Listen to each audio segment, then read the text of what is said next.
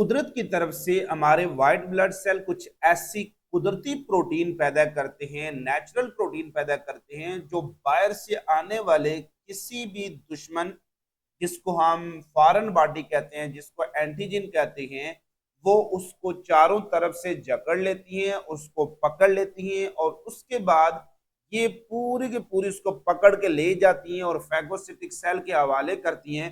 और इस पूरी जंग में वो खुद भी मारी जाती हैं और हमें भी उस बैरूनी दुश्मन के खिलाफ क्या कर रही होती हैं, उस हिफाजत प्रोवाइड कर रही होती है, हमारे जिस्म को उस दुश्मन से बचा रही होती हैं।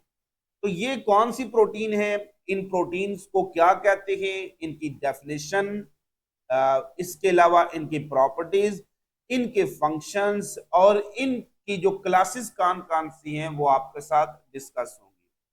वेरी इंपॉर्टेंट टॉपिक है।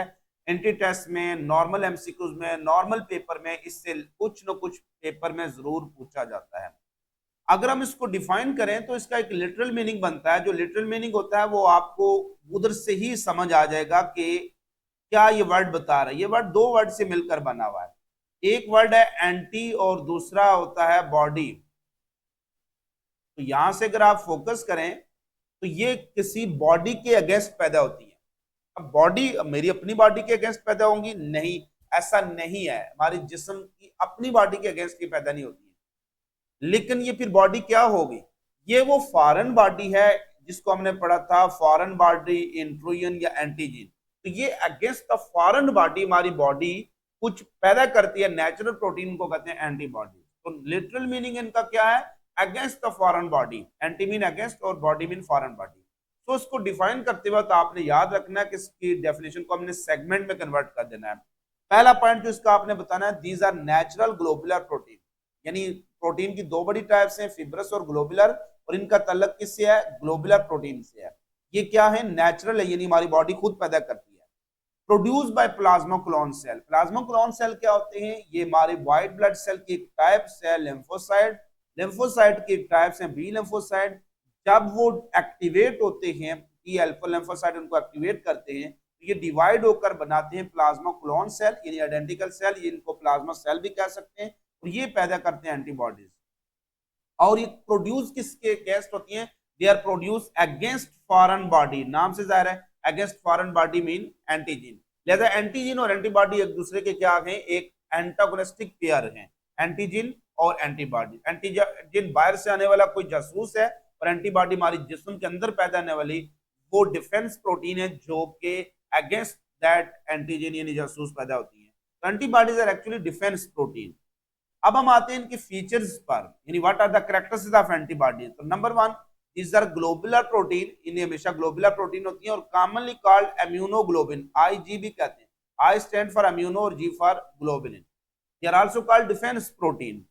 दूसरा इनका they are also called Y shape protein. जब हम इनकी स्ट्रक्चर देखेंगे तो चार चेन होती हैं, दो हैवी और दो लाइट। तो ये वाई शेप डायग्राम की वजह से इनको हम वाई शेप प्रोटीन भी कहते हैं। They are highly specific. No doubt protein से बनी हुई हर चीज ज्यादातर स्पेसिफिक होती है। As enzymes are specific with their substrate. तो एंटीबॉडीज भी इतनी ही स्पेसिफिक हैं कि ये सिर्फ अपने मखसूस जर्म्स को तलाश करेंगी, रिकॉग्नाइज करेंगी, उसको पकड़ेंगी और उसकी फैगोसाइटोसिस करवाएंगी। और दे आर मोस्टली टेट्रामर, यानी इसके चार सब यूनिट होते हैं, यानी चार चेंज होती हैं। दीज आर टेट्रामेरिक फॉर्म में होती है मोस्टली। कुछ एंटीबॉडीज ऐसी होती हैं जो पेंटामर यानी पांच फॉर्म में भी होती है। वो इनकी एक क्लास है जिसको हम लेटर डिस्कस करेंगे। स्ट्रक्चर ऑफ एंटीबॉडी अगर देखें तो एंटीबॉडीज चार, यानी मोस्टली एंटीबॉडीज क्या होती हैं? टेट्रामर्स होती हैं। दीज आर एक्चुअली प्रोटीन्स हैं, ग्लोबुलर प्रोटीन है जो चार पॉलीपेप्टाइड चेन से मिलकर बनी होती हैं। इनमें से जो एक चेन होती है, यहाँ पर आप डायग्राम में देख सकते हैं। इस डायग्राम में ये जो एक चेन चल रही है ये लाइट चेन है छोटी सी। एक ये चेन है इस तरफ जो यहाँ पर, ये भी लाइट चेन है छोटी सी। बाकी ये जो चेन है यहाँ से जाकर यहाँ तक आ रही है, ये हैवी चेन है। और ये चेन जो यहाँ से लेकर यहाँ तक आ रही है ये भी क्या है? हैवी चेन है। तो ओवरऑल प्रोटीन में चार चेन होती हैं। दो बड़ी चेन होती हैं जिनका मॉलिक्यूलर वेट बड़ा होता है, इसलिए इनको कहते हैं हैवी चेन। और दो छोटी चेन होती हैं जिनका मॉलिक्यूलर वेट छोटा होता है, इनको कहते हैं लाइट चेन। हैवी चेन के लिए हम इस्तेमाल करते हैं बाज़ का वर्ड एच यूज कर रहे होते हैं, एच फॉर हैवी चेन और L for use light chain. उसके अलावा अगर हम देखें तो दो हैवी चेन ये आपस में जुड़ी होती हैं बाय सल्फर सल्फर लिंकेज। तो हैवी चेन को आपस में जोड़ने वाली जो दो हैवी चेन आपस में जुड़ी होती है किसके जरिए, ये सल्फर सल्फर लिंकेज।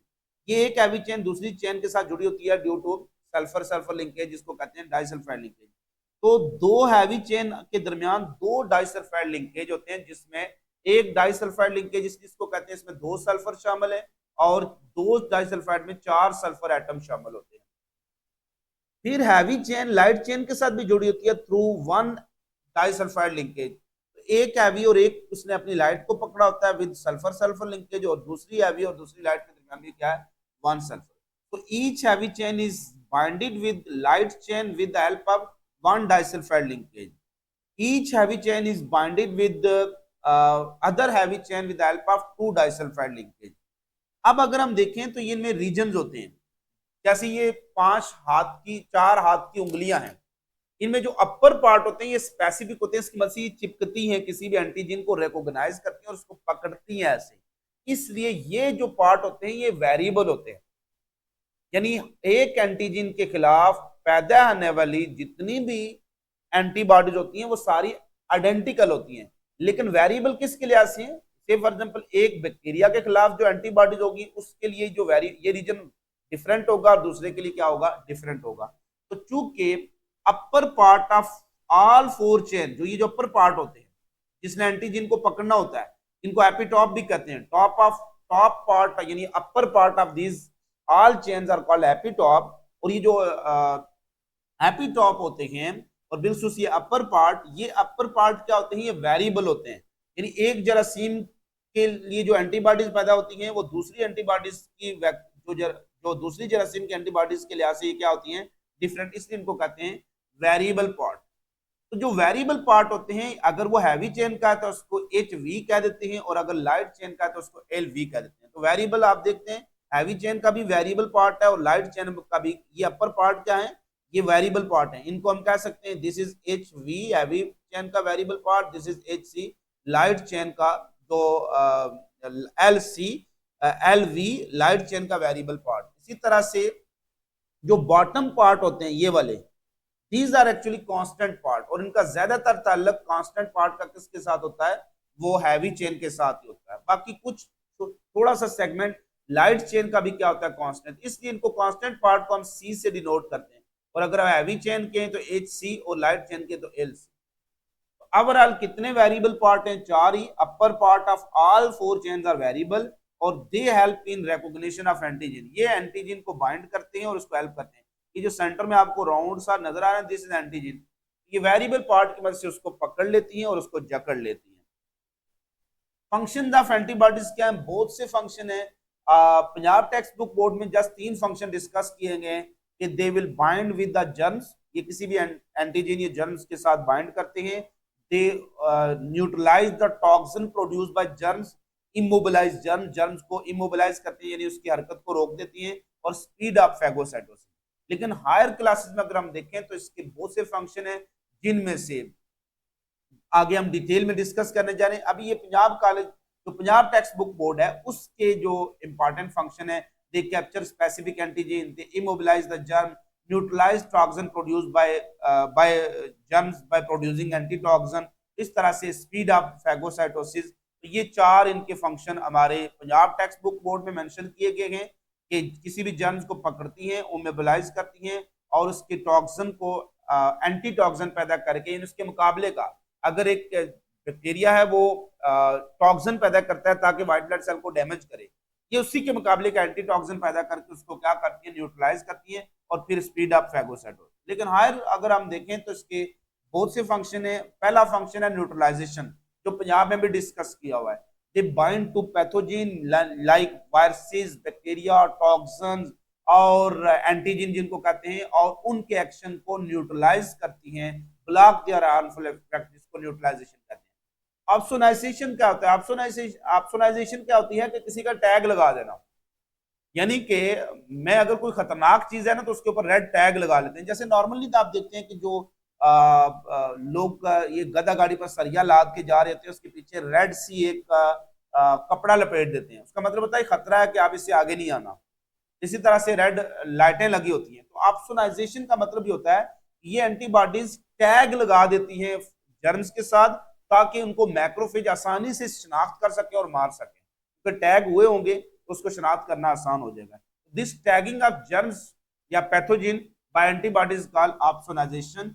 इसके अलावा एग्लूटिनेशन होती है, क्लंपिंग बना लेती है, तमाम एंटीजन को वो एक जगह इकट्ठा कर देती हैं ताकि उनकी फैगोसाइटोसिस करना आसान होगा। जब सारे एंटीजन एक जगह इकट्ठी हो जाएंगी, वो क्लस्टर बना देंगी, तो उनको सबको फैगोसाइटोस करके खत्म कर दिया जाता है।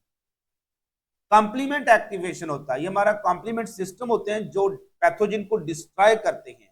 तो ये मेम्ब्रेन अटैक कॉम्प्लेक्सेस बनाकर, यानी सिंपल आप कह सकते हैं they will actually activate the complement system ताकि वो जर्म्स को डिस्ट्रॉय कर सके।